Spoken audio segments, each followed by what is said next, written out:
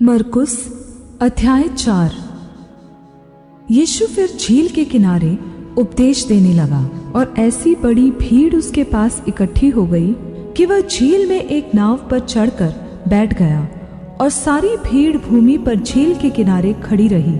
और वह उन्हें दृष्टांतों में बहुत सारी बातें सिखाने लगा और अपने उपदेश में उनसे कहा, सुनो, देखो, एक बोने वाला बीज बोने के लिए निकला और बोते समय कुछ तो मार्ग के किनारे गिरा और पक्षियों ने आकर उसे चुग लिया, और कुछ पथरीली भूमि पर गिरा जहाँ उसको बहुत मिट्टी न मिली, और नरम मिट्टी मिलने के कारण जल्द उग आया।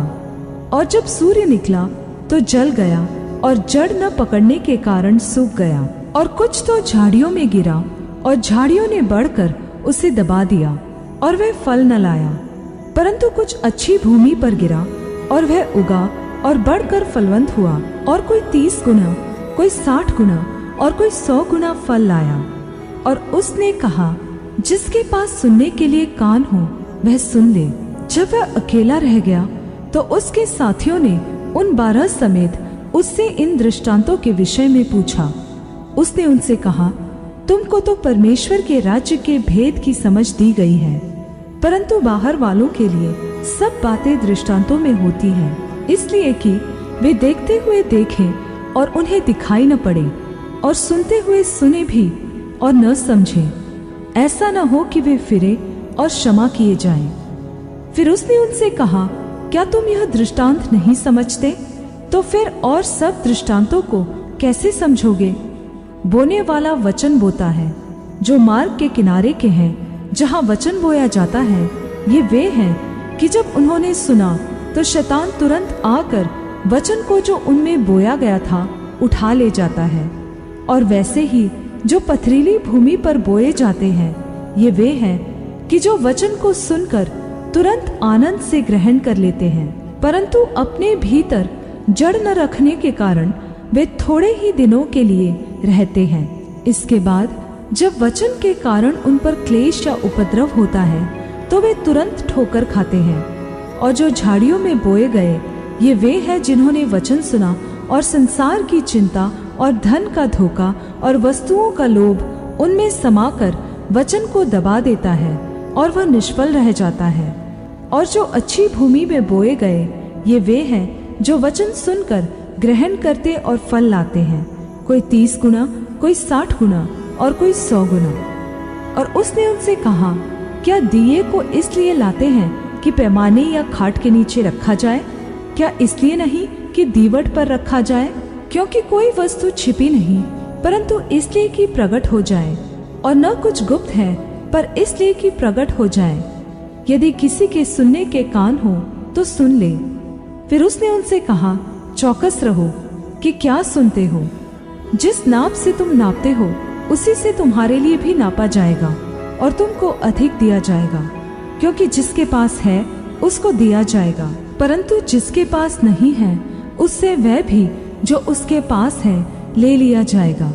फिर उसने कहा, परमेश्वर का राज्य ऐसा है जैसे कोई मनुष्य भूमि पर बीज छींटे और रात को सोए और दिन को जागे, और वह बीज ऐसे उगे और बढ़े कि वह न जाने।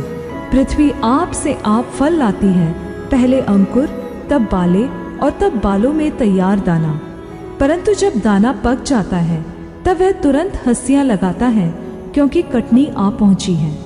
फिर उसने कहा, हम परमेश्वर के राज्य की उपमा किससे दें और किस दृष्टांत से उसका वर्णन करें? वह राई के दाने के समान है कि जब भूमि में बोया जाता है तो भूमि के सब बीजों से छोटा होता है, परंतु जब बोया गया तो उगकर सब साग पात से बड़ा हो जाता है, और उसकी ऐसी बड़ी डालियां निकलती हैं कि आकाश के पक्षी उसकी छाया में बसेरा कर सकते हैं। और वह उन्हें इस प्रकार के बहुत से दृष्टांत दे देकर उनकी समझ के अनुसार वचन सुनाता था, और बिना दृष्टांत कहे उनसे कुछ भी नहीं कहता था, परंतु एकांत में वह अपने निज चेलों को सब बातों का अर्थ बताता था। उसी दिन जब सांझ हुई तो उसने चेलों से कहा, आओ हम पार चले।